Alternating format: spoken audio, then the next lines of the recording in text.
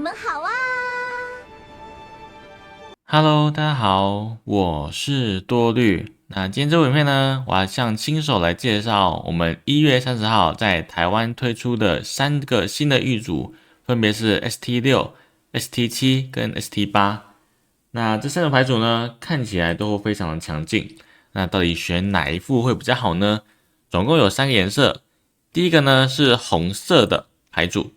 以火镜为首的牌组。第二个呢是黄色的牌组，千年古树为主的牌组。第三个呢是绿色的牌组，以封建手为体系的一个牌组。那么这3个牌组有各自不同的强度跟玩法，操作技巧也各有不同。那我们以结论来说，如果你是想要参加2月6号跟2月7号大赛的玩家，你想要透过这个比赛来获得不错成绩，也没有太多时间来去熟悉整个游戏的规则，我会推荐你先使用红色的牌组，因为红色牌组非常的直观，基本上就是有多少费用就做多少事情啦，简单来说就是这样子。那另外你想要有一个比较好的游玩体验，或者是你比较想要动头脑的玩家们，推荐你使用黄色跟绿色牌组，他们稍微进阶一点，那玩起来也非常有趣味，就是它会需要更多的策略思考，来让你每一步都走得很扎实、很稳健，然后透过你精妙的一个计算之后呢，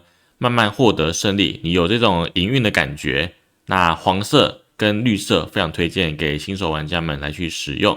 那我不知道它是附赠1张还是2张哦，所以每个颜色呢都会各有一个玉组的特殊卡。那它是在60张以外的一个特殊卡，算是特点卡啦。但如果是2张的话还好，你买2套玉组的话就刚好4张凑成一组。那如果是1张的话就有点头痛了哦，就是你可能要买4个玉组才能够凑成一套的卡片。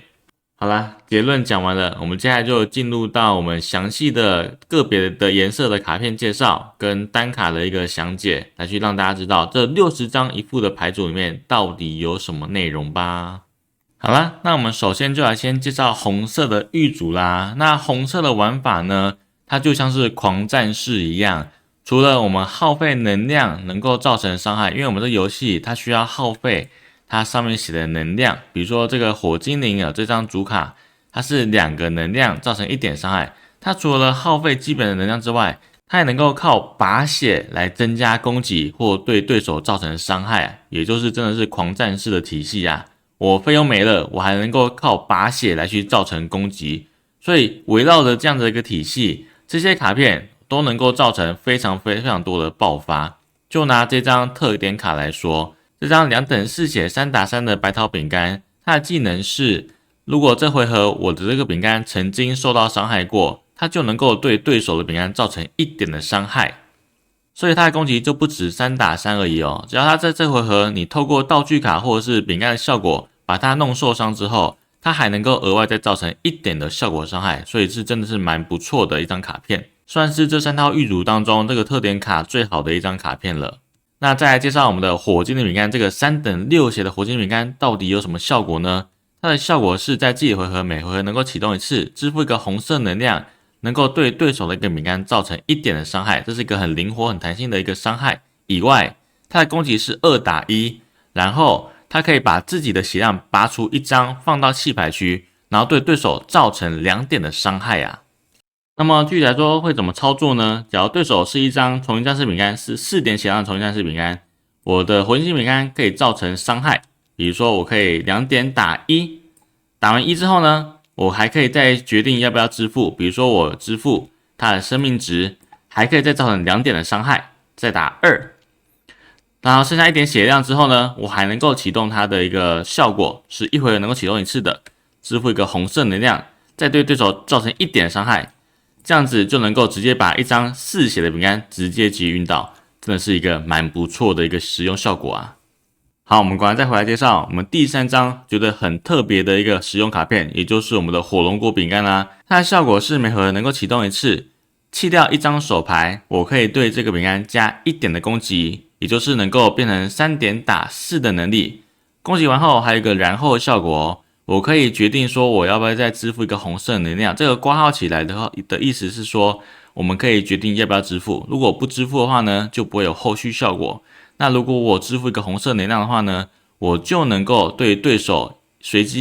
对对手一个饼干再造成1点的伤害。它这个攻击呢，就不像火箭饼干是只能打同只哦，它的这个追1的伤害呢，是能够打在另外一张饼干上面的。我觉得这个2等4血3打3的火龙果饼干真的还蛮不错的，甚至是能够媲美3弹一直存在的那张火龙果饼干哦，能够替代掉那张，或者是能够把它组成是一套火龙果专属的牌组哦。再来介绍是我在之前就已经有说过了，就是专宠啊，每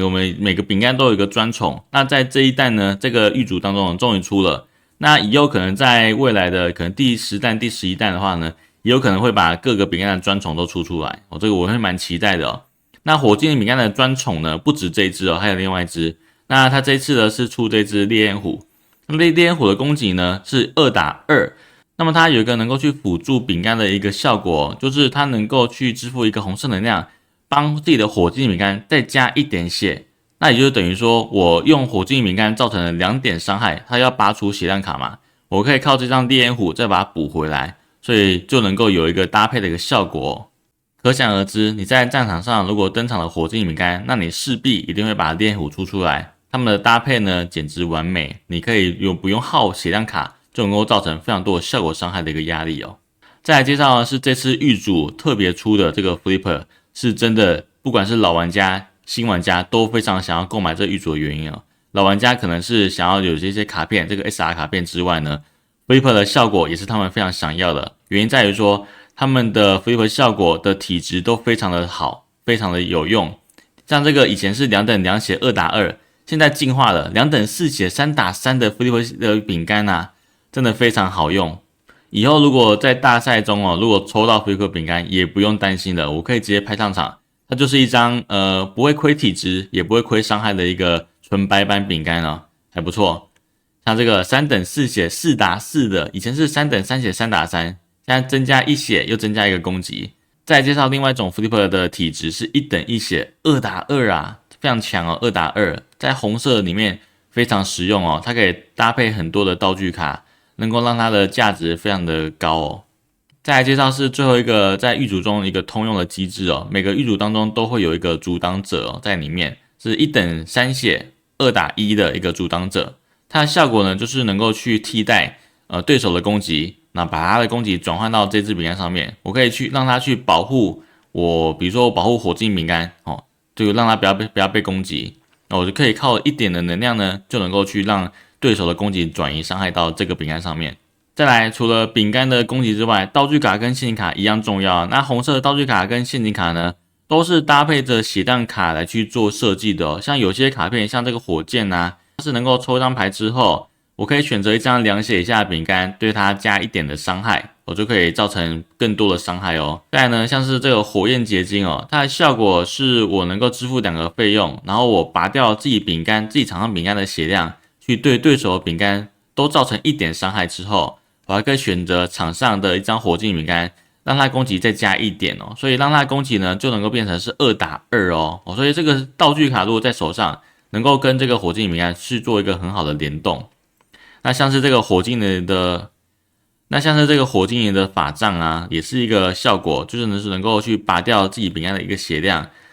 让自己的饼干呢能够加2点的攻击力哦。所以这种拔血加攻击的体系哦，在这个牌组当中是非常多的。那陷阱卡呢会是什么样的机制呢？它大部分的陷阱卡都是绑定，我只要血量卡剩1点的话呢，只要我饼干的血量卡剩1点的话呢，它能够获得额外的一个效果像是这张，它能够去减少2点之后呢，如果我场上的饼干有一张剩下是1点血量卡片呢，我还可以额外再减少1点伤害哦，就能够去用2点的能量去减少3点的伤害的攻击哦。所以这个卡片呢是真的还不错的一张陷阱卡。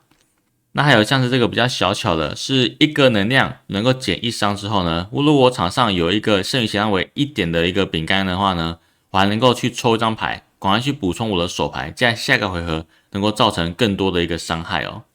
那么场地卡就不用多说啦，也是围绕着红色的一个体系哦，它是能够去拔掉我们场上饼干的1点血量，来去换取1次抽牌机会的一个卡片。